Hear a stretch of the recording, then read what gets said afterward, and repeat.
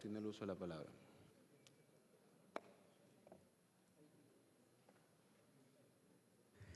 En primer lugar, yo creo que hay que felicitar al Ejecutivo de haber traído el tema al Congreso, porque a veces otras gestiones simplemente se pedían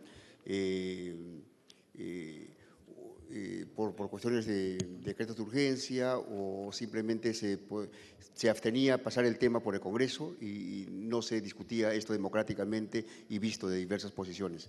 En todo caso, yo creo que ese gesto democrático hay que saludarlo, puesto que el tema de exoneración o pedir facultades a veces ha traído muchas sorpresas. El tema se discute aquí y eso creo que es plausible. Eso en primer lugar.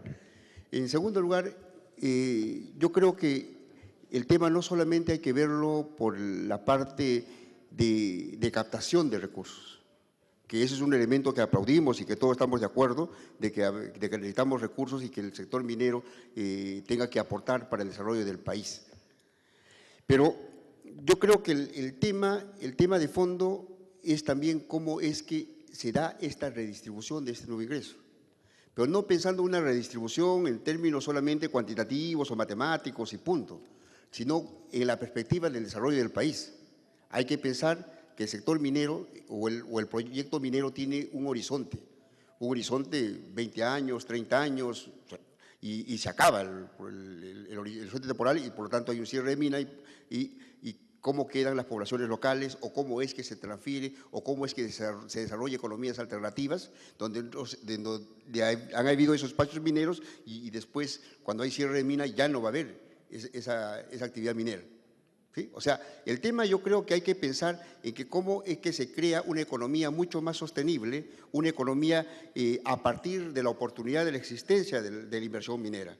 Porque si no lo estamos viendo así, entonces simplemente no estamos apostando para una posibilidad futura y una posibilidad de sostenibilidad.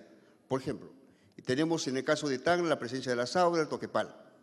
¿Cuánto ha aportado o cuánto va a aportar el sector minero para desarrollar economías alternativas y que después, cuando se acabe la experiencia minera o se acabe la inversión minera o se acabe el proyecto minero, qué tipo de economía o cómo van a ser absorbidos los trabajadores que pertenecen a ese ámbito?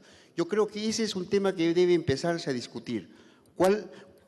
¿Cómo es de que este aporte, esta oportunidad, porque hay que entenderlo así, esta oportunidad de poder recaudar y esta oportunidad de existencia de sobreganancias debido a que los precios internacionales todavía siguen siendo altos, porque hay que decir de que eso es bien volátil y eso puede cambiar, pero hay que aprovechar la oportunidad y construir país. O sea, ese es un tema creo que es importante desde el sector empezar a mirar y decir cómo es de construimos economías mucho más sostenibles que reemplazarían a la actividad minera, considerando de que hay un horizonte temporal en cada espacio territorial donde se desarrolla la actividad. La idea del canon fue eso, o sea, cómo es de que se compensaba en ese espacio territorial, por ejemplo, los daños o los perjuicios ambientales. Eso fue la idea inicial del canon.